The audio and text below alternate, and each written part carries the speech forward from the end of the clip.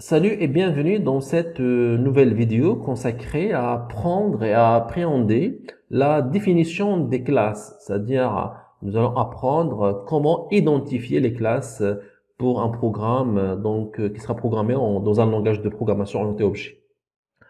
Allez-y. Alors, dans la programmation orientée objet, une application informatique, est considérée dans sa totalité en tant que système organisé autour d'éléments le constituant. Cette considération vient de ce qu'on appelle l'approche systémique. Cette approche considère que tout système est un ensemble d'éléments ou d'objets qui sont interdépendants. Donc, exemple de système, on trouve université, on trouve hôpital, voiture, ordinateur, application informatique, etc. Alors, par exemple, nous souhaitons créer une petite application de dessin. Donc, la première étape consiste à définir les éléments qui vont composer cette application. Donc, puisque c'est une application de dessin, c'est-à-dire qu'elle sera organisée autour des formes géométriques suivantes. Alors, on trouve point, on trouve ligne, cercle, rectangle, triangle, cylindre, cube, etc. C'est-à-dire il s'agit des éléments qui vont composer notre application. Et chaque élément, on peut le considérer comme un objet.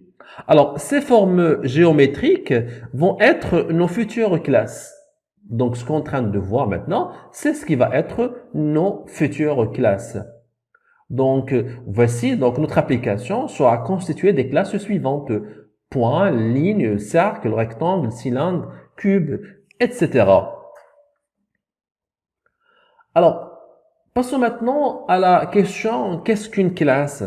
Donc, ainsi, une classe peut être considérée comme un élément parmi l'ensemble d'éléments composant notre application. En fait, lorsque vous allez créer une application, en utilisant la programmation orientée objet, la première difficulté consiste à définir les classes. Et pour définir les classes, il suffit d'identifier les éléments, bien les objets qui vont composer cette application.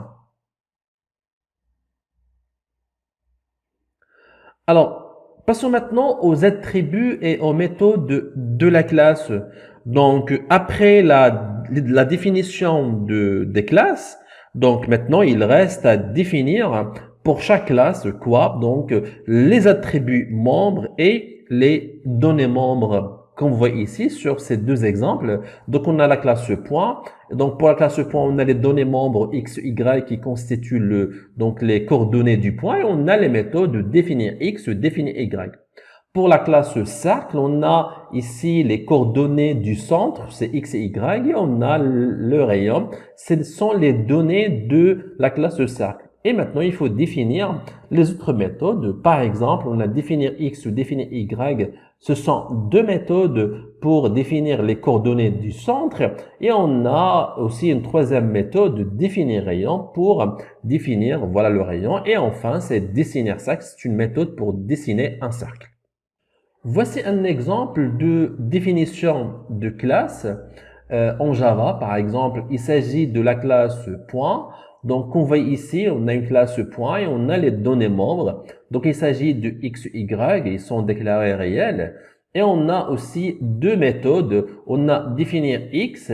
Donc, cette méthode, il va prendre un paramètre x1 qui sera affecté à la donnée membre x.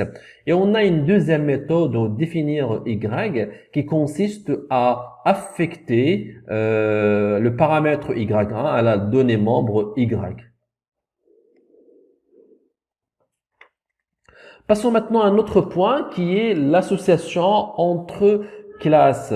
Alors, puisque une application est considérée comme un système, et nous avons dit qu'un système est un ensemble d'éléments solidaires que les uns donc sont définis par rapport aux autres, c'est-à-dire qu'il y a des relations, des associations entre les différents éléments.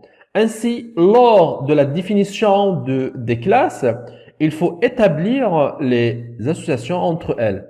Parmi un type de relation donc qu'on va voir dans une vidéo, c'est l'héritage.